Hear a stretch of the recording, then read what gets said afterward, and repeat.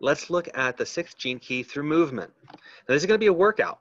It's a little fragment of something I call the EPIC workout. My name is Alex Iglesia, by the way, and I'm the creator of Being Epic and the EPIC workout. And one of the things I started to do a long time ago was use themes like the gene key of the 6th gene key of diplomacy and peace to frame movement. Now, what's really interesting is with the gene keys, with human design, we can use the hexagram to not just do interpretive inspired movement, which can be really wonderful, but my engineering mind really likes that we can get extremely specific because of the hexagram. So in a minute, I'm going to walk you through using the hexagram to discern what are the movements, what's the basic postures, what are the movement patterns that actually make up the 6th hexagram, the 6th gene key. And then based on some of those principles and what comes out of that, let's look at a few mobility movements that just make you move better and get your body strong and aligned in those ways with those themes, really, which is really cool. And then a few functional exercises. So some mind-body movement that's going to activate the themes. Could be emotional. Get ready. The second, some mobility that prepares your body for really what the theme, that prepares your body to have the foundation that the theme is inviting you to be or to have that gift. And then 3, some functional movements. So you're an actual workout. So all these things put together make up an epic workout. This is going to be short. It can be as gentle as you want. And if you have any questions, you can let me know about making it more challenging or about customizing your entire gene key sequence to exercise. How fun would that be? So briefly, I'm going to share my screen so that you can see just a moment of something interesting. So hopefully you can still see me here on the side in mid-picture. But I want you to see for a moment the hexagram. We've got 2 trigrams that make the hexagram. I will walk you through this, but just so you know where we're going, yin, yang, yin is back, up, narrow, which is to say the movement is called pillar. In UZAZU, mind-body modality, it's called pillar. And we'll play a little bit more about with this in a moment. So the first trigram is back from wherever you were, up, and then narrow. And imagine being strong, being like a pillar. You might imagine there's a lot of correlates to being like a pillar. Empowerment, self-motivated, focused, right? We're not scattered. We're not depressed in a pillar. The top trigram, yang, yang, yang, is forward, up, wide. Now, this is like saying we're out here in the world, we're active, and there's a perspective, there's a variety. So this pose or this way of moving is called mesh in UZAZU. And on one hand, we can just say, here I am in the world, fully invested. We could also get really collaborative. So this is a really interesting one for active exploration. So then what do the movements, just by themselves, say about the 6th hexagram, gene key, human design gate? Pillar moves into mesh. Self-motivation moves into collaboration. Self-motivation moves into collaboration. Diplomacy.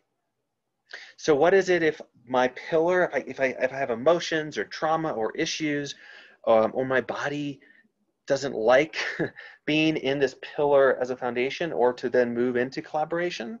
Conflict.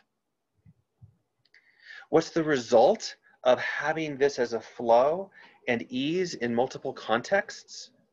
Relationships, societies, networks, families? Peace. Imagine how many of us want people to know their authentic purpose and be confident in it and bold, and to come out in a listening, collaborative way that makes room for everybody else's strong motivation and their gifts, etc. So I hope you get where we're going. We're going to use this now. I'm going to walk you through a mind-body practice, so just about 2 minutes of this. mobility that facilitates these movements, and then we're going to use these the movement themes as the basis of a workout. And you can do this for strength, you'll be able to do this for flexibility, and you'll be able to do this, you know, for conditioning and literally just your body. So are you ready? I hope you are. When you're done, I'd love to hear about your experience, and because there's two things that come out of the experience. One is you might have some insights and some shifts in the moment, and the second part is you definitely activate a lot of synchronicity and awareness.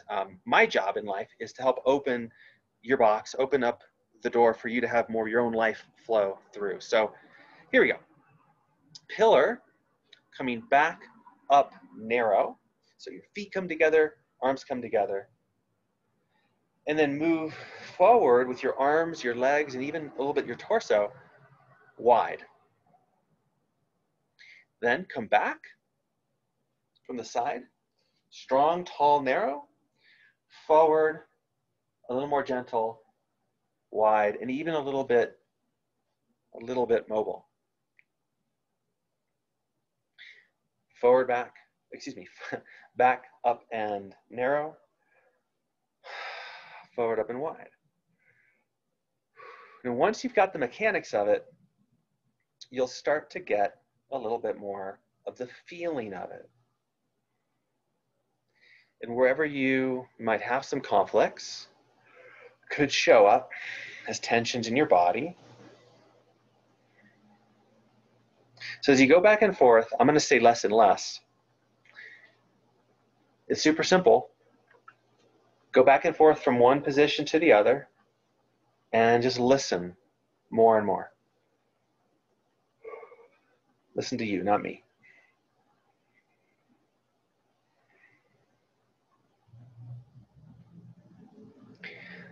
So let's welcome diplomacy. Diplomacy with your body, the theme of diplomacy, and see how that affects this movement pattern for you.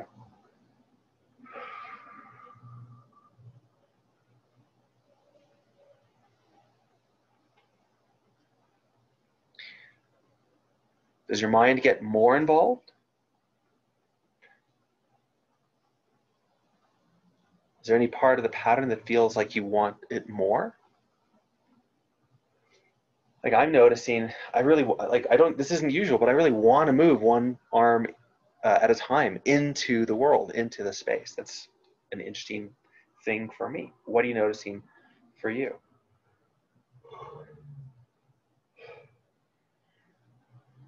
The more you yawn, burp, fart, tickle, goosebumps, the more change, the more you might be impacting your nervous system, your emotions, or belief systems.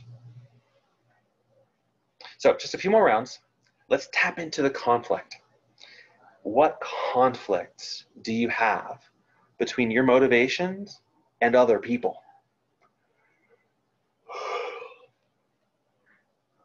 And if you're really honest with these moves, they might change a little bit. My pillar just got smaller and a little weaker. So just notice how they get.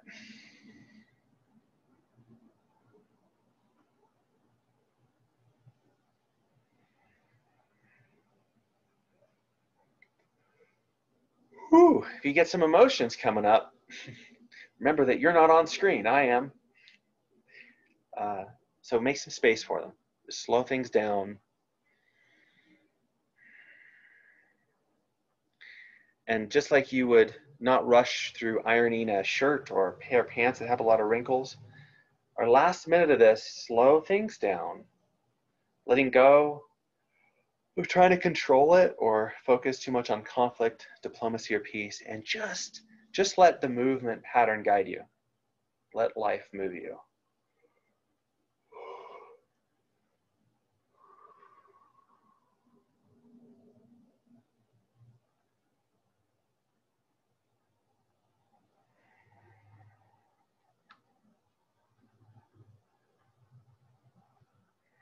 Last round. Let it be effortless.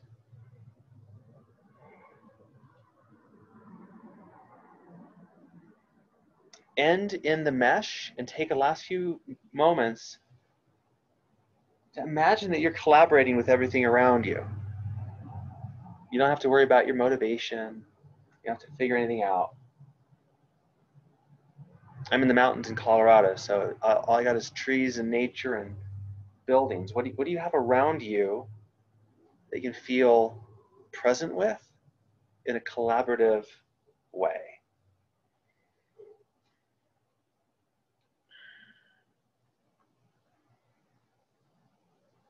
Okay, and let all that go. Give your body a bit of a shake. Let's reset and cleanse this palate. So physically in the body, we're going to move into mobility and then some strength and conditioning. This is as gentle as you want it to be. And if you want, you can find ways to make this more and more challenging depending on your fitness, your mobility, and your confidence levels. So first of all, let's just think about what was involved here. Our shoulders, they were involved. Our spine flexibility was very, very involved. And at a core, our stability was really necessary. Now, pillar has a lot to do with squats. If I squat down and come up to a pillar to support myself, there's a lot of agency in that. So we're going to do a few squats, but that's coming next. In order to do those squats, we need hip mobility, knee mobility, ankle mobility. So what do we need? We need some ankle movement, some spinal movement, and some shoulder movement. Let's start down at the feet, because starting at the feet is so good. There's so much information that your feet are taking in. So let's start with your feet fairly narrow. We'll do 3 different kind of rockings. The first is rocking back and forward. Notice this is also very unstable movement. So you'll get a little bit of balance. And you know, with pillar, with being stable and self-motivated, we can't really fix ourselves and control ourselves too much. There's actually always subtle or not so subtle dynamic imbalances. So if you like, make it just a little bit faster and just play with toe and ankle mobility. Now this could be super light for you, or this might get more and more challenging for you. Forward and back, ankles. Otherwise, arms and everything else can relax. And I'm talking, but hopefully you are breathing. And if you notice your breathing get tired or you are stopping your breathing, slow things down, make things easier so that your body can learn and you can take away some good habits. Next, rocking is sideways to sideways. And once you start going from side to side, and hopefully you don't get anything sticking in your foot, it's going to make it impossible. Little pine needles. So side to side. Again, relax. Make sure you're not overtaxing your nervous system with just the complexity of mobility. A couple things to notice. Your knees are going to turn the way they're pointing. Your pelvis is either going with the movement, depending if you have good hip joint rotation, or you're getting a bit of your femurs rotating in the hip socket. So somewhere along the lines, you're getting rotation up the leg, up the chain, because of this lateral movement in your feet. If it's easy, go faster, but always go light. Think about it as learning. I like to think about it as learning because so you don't have to do so many reps. You don't have to count your reps. And you might get bored and start to challenge yourself by swinging your arms a little bit, which will create a bit more challenge for your spine. There's so many ways we can go with this. But the point is that you get better and better at feeling good in your body, more skilled, more confident. Okay, the last piece at the foot level that's going to bring stability up is to keep your feet right where they are and start to corkscrew out. Now, your feet aren't going to go anywhere, but your glutes should engage. If I was standing on ice, my feet would slide out. So you're trying to take your feet into your hips into external rotation, And you may get a bit of an arch, that's fine, but try not to go to the edges of your feet. Just a few more seconds, hold that, breathe, and then relax. Same thing internal, so you're gonna try to take your feet and point your toes together. The feet might rotate a bit. The focus here is a light engagement of your internal rotators, of your hips, of these femurs. If your feet roll in too much, relax it. We'll hold it for just a few more seconds. This is both assessment and repatterning. And then relax. Okay, shake it out. Let's touch the upper body mobility, and we'll move into a final few strength and conditioning movements. So we want to do shoulder and spine. We want to be able to lean forward, right, just physically in this movement, which means our extensors and core stabilization needs to be there. So the movement's going to be to engage your abs, your core, your ribs, like you're in an old Van Damme movie and you're going to get a coconut dropped on your belly and you've got to be strong. It's called being braced. You can do that and still talk and breathe. From there, you're going to reach across your chest to create some rotation in your spine, as much as feels good. So gentle embrace, reach across, creates some rotation while you are braced. So you got stability and rotation. Brace, reach, brace, reach. If anything hurts, make it smaller. You might have scoliosis like me. You might have an injury. You might notice one side rotates so much easier and then the other side is a little bit tighter. So go for the mobility of it. And by now you can maybe start to keep a light brace, but find more ease. So we're balancing control and freedom. The stability helps with the pillar. The rotation, the freedom, helps with the mesh, the collaboration.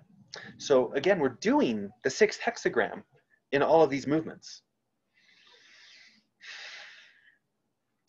The last piece of this is add the elbow going back. So one arm is reaching across and the other is really pulling across. So you're reaching across and you're pulling across. And gentle brace.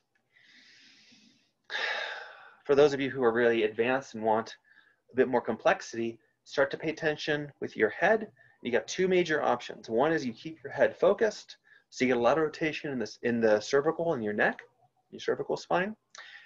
Option 2 is you really change your gaze. It's going to challenge your visual system, and you'll get less neck rotation, but you're going to get a lot more visual and vestibular balancing challenge.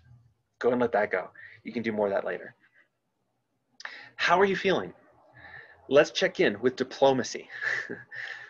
Drop that theme, conflict, diplomacy, peace with your body. Have you noticed we're balancing conflict, stability, and freedom, tension, control, balance. We're creating a physical foundation to deal with conflict in your body and your relationship between your body and the world. Would you like the last piece? Because the last piece is the strength and conditioning. What are a few moves we can do to strengthen condition? One is the squat. The squat brings us into pillar, so brings us a sense of agency. And the other, if we were to strength train this mesh, would be to step and reach. Now, when you step and reach, you're engaging everything that's going to stop you from falling. So it's a functional exercise in that you're really working with gravity. Step forward, reach, and step forward, reach. So 2 of the moves are going to be squats and stepping forward and reach. And when we do that, you'll be able to reach in all sorts of directions and it can get really interesting and fun. If you haven't figured it out yet, I don't like reps. I know a lot of people that I've worked with over the years don't care about traditional fitness and exercise, but they want to use their bodies in a way that creates a lot of energy, vitality, and makes a meaningful difference in their life and purpose. That's what this is about. We've got squats, steps and reaches, and the final thing because we want to bring this strong self-motivation and challenge it, is planks.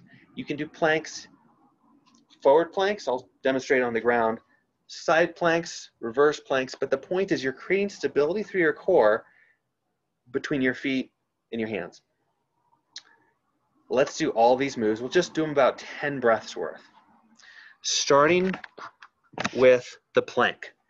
Let's go palms down on your feet. Now you can do it on your knees. If that's easier, you can do it on your elbows.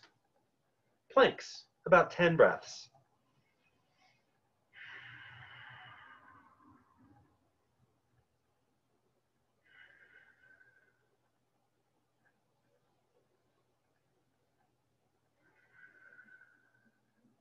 Make any micro adjustments.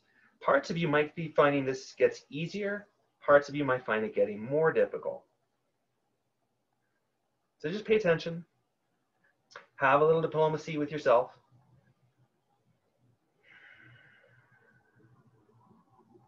Last breath.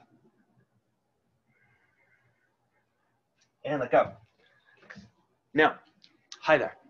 We can do side planks and we can do reverse planks. A few variations of that. We won't do it all right now. One is to come onto one arm and manage a side plank, or elbow. To do your reverse planks, there's two ways I like to do it. One, it's a bit more complex, I think, is with your hands down and coming into a tabletop kind of position or a straight leg. That's a bit more complex because you need shoulder mobility or range of motion. The other one that's kind of interesting is starting in a bridge and then walking your feet out as long as it feels stable. It looks something like this. Bridge, walking your feet out, and maintaining this plank.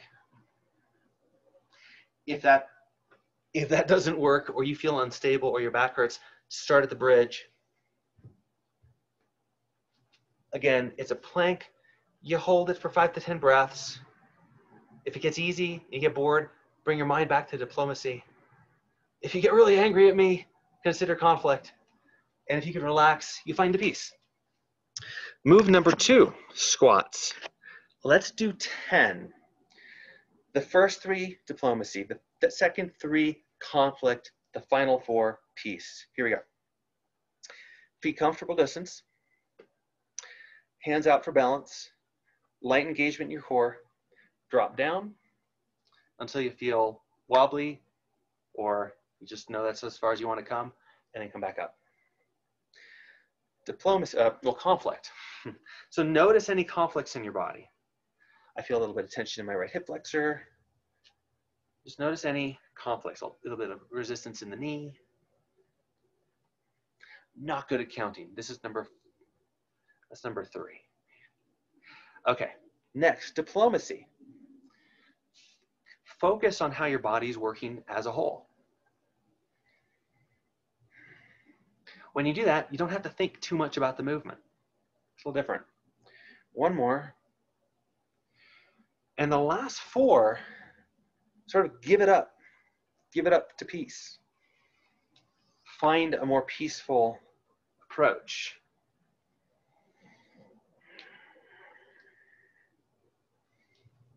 And rest. Okay, 10. Now, if you're at a higher fitness level, and you want more challenge, you can do more. You can set a timer. You can add weight or resistance. There's a lot of options you can play with. Our final movement is a step forward and reach. Make sure you got some space. Step forward. Make sure you're in your heel. Your knee is bending. It's okay if your knee comes towards your toes a little bit. Reach. Feel it in the back a bit. Not pain, but feel the engagement, and come back. Other foot forward. Other arm forward. Come back. So right now, we're starting with opposite arm and foot. Simple, straight, forward, and back. More challenging, you can go faster, you can reach further, and you can reach both arms. To bring in a bit more of the variety of the diplomacy with many things, start to reach in different directions. If that gets too much, make it smaller. Come back to your breath. I noticed I was starting to hold my breath a little bit. Better condition and strengthening, better that your strength and conditioning is actually learning and not just beating yourself up. You'll feel better, you'll restore better, you'll learn more. And if you haven't noticed me, there's so many varieties of combining the reach with the step. The last piece of this that I haven't mentioned yet is you can take the step out in many directions. And ultimately, there's no wrong way to do this, but you can challenge yourself with speed, intensity. If you really wanted to, you could add a little bit of weight in your hands. Okay. Relax, catch your breath. Wrap it all up by just touching on the original movements. Pillar, moving to mesh. For the gift, bringing the gift of diplomacy. I hope you had a good time. I hope this brings you some sweet dreams, some synchronicity.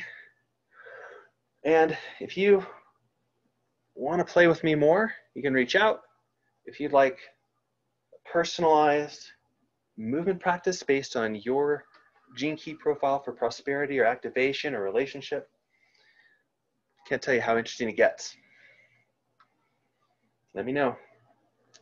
In the meantime, play with the 6. See where it takes you. And thanks for being epic.